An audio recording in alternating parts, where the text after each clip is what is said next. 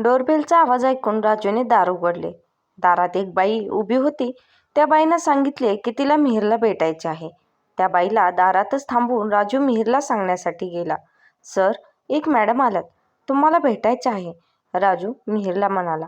कोण आहे? मिहिरने विचारले. मला माहीत नाही सर, पण कोणीतरी चांगल्या घरचे वाटतायत, राजूने उत्तर दिलं. ठीक आहे, बोलाव त्यांना आत, मिहिर म्हणाला. राजूने त्या बाईला आत बोलावले आणि मिहिरने तिला बघताच आश्चर्याने म्हटले, अरे शनाया, तू? What a pleasant surprise. कशी आहेस? आणि इथे कशी? ए बस ना. सोफ्यावर बसताना शनाया म्हणाली.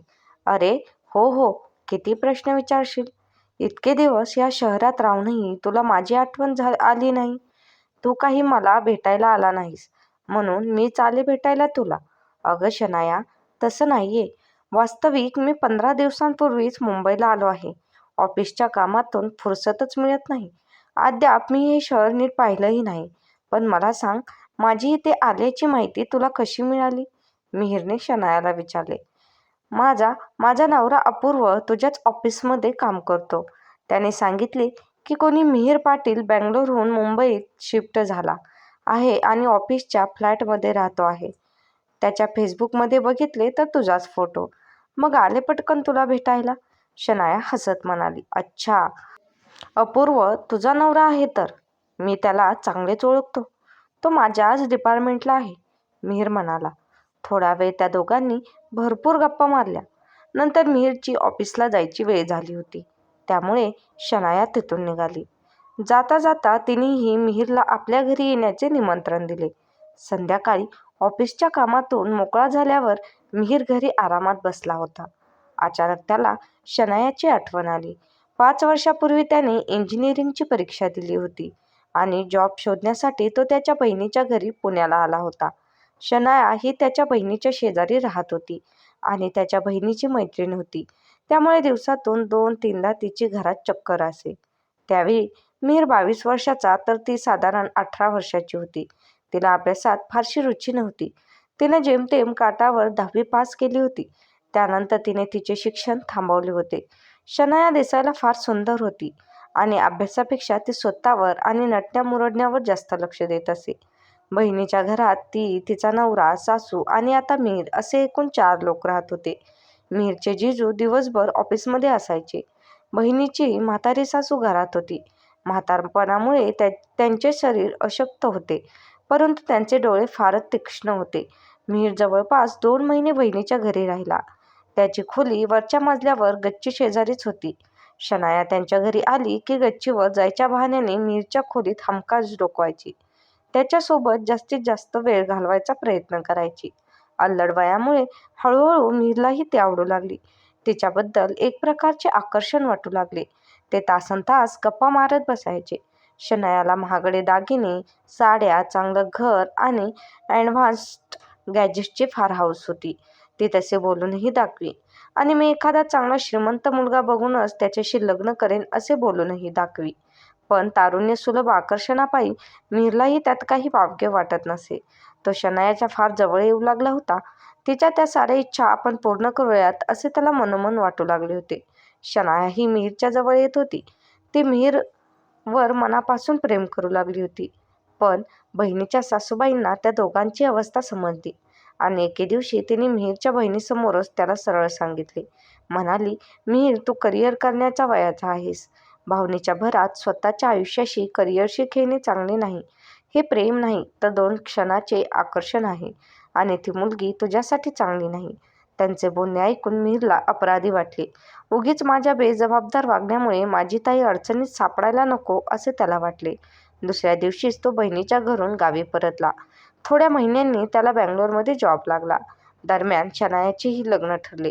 त्याचे त्याला रीतसर आमंत्रणही आले, पण बँगलोरला जायच्या गडबडीत असल्यामुळे तो काही लग्नाला जाऊ शकला नाही. मिहिर शनायाला केव्हाच विसरला होता. तसेही त्यांच्यात काही ऑफिशियल नाते नव्हतेच. अशीच 3 वर्षे निघून गेली. मिहिरचे एका चांगल्या उच्च शिक्षित मुलीशी लग्न झाले. ती देखील बँगलोरमध्ये जॉब करत होती. ऑफिसच्या कामानिमित्त ती बऱ्याचदा बाहेरगावी असे. त्यांच्याही लग्नाला आता 2 वर्ष झाली होती आणि आज अचानक अशी शनाया त्याच्यासमोर आली होती. मीर आता त्याच्या ऑफिसच्या कामात बराच बिझी झाला होता. पण ऑफिसनंतर काय करायचे हा प्रश्न त्याला होता. बायकोही तिथे बँगलोरला असल्याने घरी त्याला एकट्याला फार कंटाळा येई.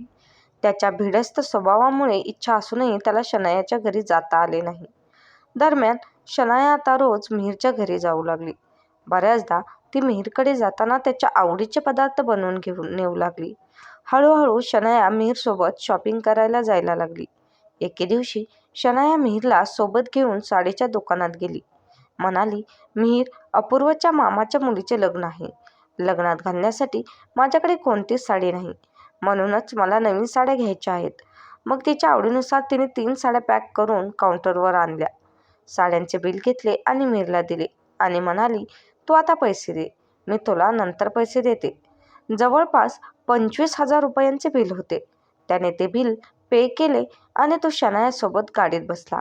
गाडी थोड्या अंतरावर गेली तेव्हा शनाया त्याला म्हणाली, माझ्या लग्नात आईने मला जो हार करून दिला होता तो आता तुटला आहे. मला लग्नात घालण्यासाठी एक छानसा हार घ्यायचा आहे. पण मी काय करू? पैशाची एवढी कमतरता आहे की मी इच्छा असूनही काहीही करू शकत नाही. मला वाटले होते की चांगल्या श्रीमंत मुलाशी लग्न करेन. पण हाय रे कर्मा, अपूर्व श्रीमंत असूनही कंजूस आहे. त्याला माझे दागिने, साड्यांवर पैसे खर्च करणे म्हणजे उधळपट्टी वाटते. तो मला गरजेपुरतेच पैसे देतो. तू आता मला हार घेऊन देशील का? नंतर मी तुला हाराचे पण पैसे परत करेन. मिहीर शांतपणे शनायाचे बोलणे ऐकत गाडी चालवत होता. त्याला शांत पाहून शनायाने विचारले, मिहीर, काय झाले? चलतोयस ना तू ज्वेलर्सच्या दुकानात? तू म्हणत असशील तर जाऊया. मिहीर इच्छा नसतानाही म्हणाला. ज्वेलर्सच्या दुकानात शनायाला 1.5 लाखाचा नेकलेस आवडला. मिहीरने काहीशा नाराजीनेच बिल भरले. पण शनायाला त्याची पर्वा नव्हती. त्यानंतर दोघेही आपापल्या घरी परत गेले. दुसऱ्या दिवशी शनाया आणि अपूर्व लग्नासाठी एका आठवड्यासाठी त्यांच्या गावी निघून गेले. मिहीरचे रुटीन चालूच होते. आठवड्याभरानंतर शनाया लग्नानंतर परतली आणि मिहीरला भेटायला आली. ती आली तेव्हा तिने सुंदरशी साडी नेसली होती.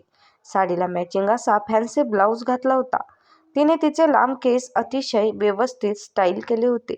तिच्या ओठांवरची लिपस्टिक आणि कपाळावरची बिंदी यामुळे तिचा लूक खूपच वाढला होता. तिने भरभरून परफ्यूम लावला होता. शनायाने खूप वेळ वेशभूषा करण्यात घालवल्याचं दिसत होतं. शनाया आली आणि तिने मिहीरला चित्रपटाची 2 तिकिटे दिली आणि म्हणाली, मिहीर, गावी काही काम असल्यामुळे अपूर्व 2 दिवसानंतर येणार आहे. त्यामुळे परवापर्यंत मी एकटी आहे.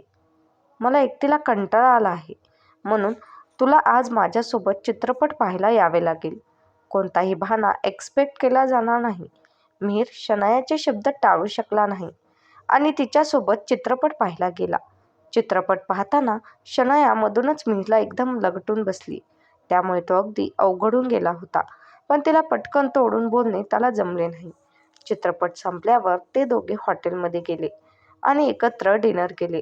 डिनरनंतर मिहीर जेव्हा तिला आपल्या गाडीने घरी सोडायला जाऊ लागला तेव्हा ती म्हणाली, अरे देवा, मी घराच्या चाव्याच आणायला विसरले.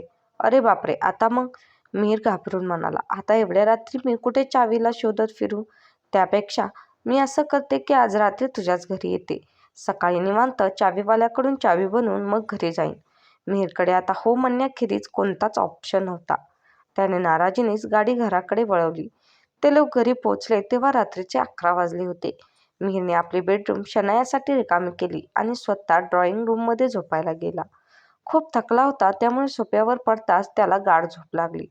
अचानक अर्ध्या रात्री मिहीरला त्याच्या अंगावर कसले तरी ओझे जाणवले. त्यापाठोपाठ नाकात शनायाच्या परफ्यूमचा सुगंध जाणवला. शनाया त्याच्या अंगावर झोकत असल्याचे त्याने पाहिले. तिला ढकलून देऊन तो ताडकन उठला.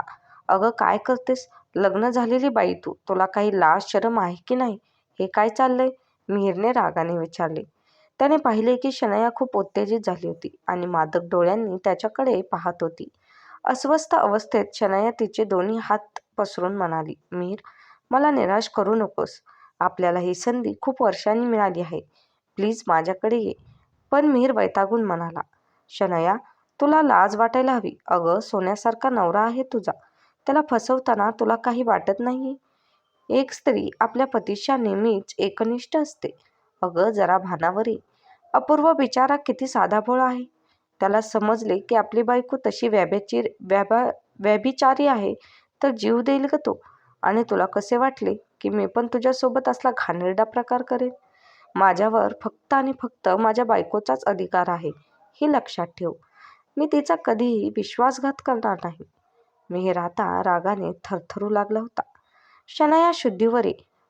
एकदा बाई व्यभिचारिणी बनली की तिचा नाश निश्चित आहे. तू उद्या सकाळ होताच निघून जा. त्याचे बोलणे ऐकून शनाया आत क्रुद्ध झाली. तुझी हिंमत की तू मला काही म्हणशील? मी सगळ्या जगाला ओरडून सांगेन की तू माझ्यावर आता अतिप्रसंग करण्याचा प्रयत्न केला. कोण विश्वास ठेवेल तुझ्यावर? नाही शनाया, पुढे एक शब्दही नाही. बास झाले आता.